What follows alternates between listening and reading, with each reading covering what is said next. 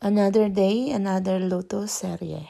At syempre, yung the best part ay yung kakain kayo parehas at yung sasabihin niyang very delicious and very filling. Dahil araw ngayon ng pagsamba, at alas 11 pag magsisimula ang misa, kaya ang niluto ko ay pang late breakfast at pang early lunch na rin.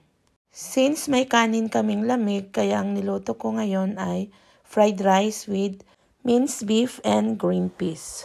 At pinarehasan ko na rin ito ng sunny side up egg. So maggisa muna tayo dito ng sibuyas at bawang. Then idadagdag na natin yung minced beef at ituloy ang paggisa. Para mas malasa, nagdagdag na rin ako dito ng isang cube ng beef, light soy sauce, at para mas dark ang kulay, nagdagdag rin ako dito ng dark soy sauce, paminta, then chili flakes para may sipa ang lasa. Tapos tuloy-tuloy lang ang paghalo hanggang ma-reach yung parang tostado ang ating beef. So pag okay na, hanguin muna natin, then set aside. At sa parehas na kawali, magdagdag na tayo dito ng frozen green peas. At para kuhang-kuha yung lasa, gumamit ako dito ng sesame oil. Tapos igisa saglit, then idadag na natin yung kaning lamig. At patuloy ang paghalo guys hanggang ito ay maghiwa-hiwalay ang kanin. Then idadagdag na natin dito yung nagisa nating karne ng baka. Ituloy ang paghalo guys, at pag kulang yung lasa, dadagdag tayo dito ng soy sauce and oyster sauce na rin para mas lalong mas lalasa. Tuloy-tuloy lang ang paghalo guys hanggang ito ay okay na para maiwasang matutong sa ibaba. So at this point guys, luto na ang ating fried rice. Hanguin na natin. Pagkatapos nating hanguin guys, maggayat rin tayo dito ng spring onion. Then itap natin sa ating fried rice. At mag-drizzle tayo ng any sauce na gusto natin. Dito ang ginamit ko ay chili sauce and sour cream.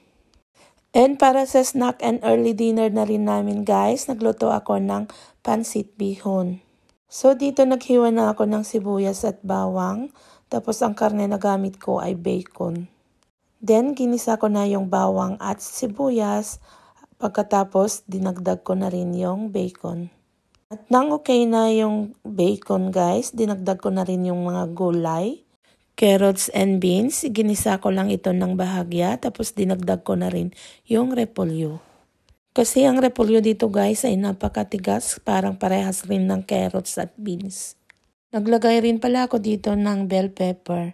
Then ituloy lang ang pagluto guys hanggang ito ay lumambot at hanguin na natin at isunod naman nating lutuin ang ating pansit bihon. So at the same pan, maglagay tayo ng mainit na tubig, magdagdag ng isang cubes ng chicken, patis, black pepper, and dark soy sauce para mas maganda ang kulay ng ating pansit. At pag kumulo na ang sabaw guys, idadagdag na natin dito ang ating pansit bihon. Hayaan muna nating nakababad ang ating bihon bago natin haluin. Tuloy-tuloy lang ang paghalo hanggang ito ay matuyo. At pag okay na ang bihon, idadagdag na natin yung ginisa nating mga gulay. At kapag okay na ang paghalo guys, luto na ang ating pansit, then hahanguin na natin and serve while it's hot. So this is it guys, very filling na naman ang mga niluto ko ngayong araw na ito. Thank you for always watching and follow for more.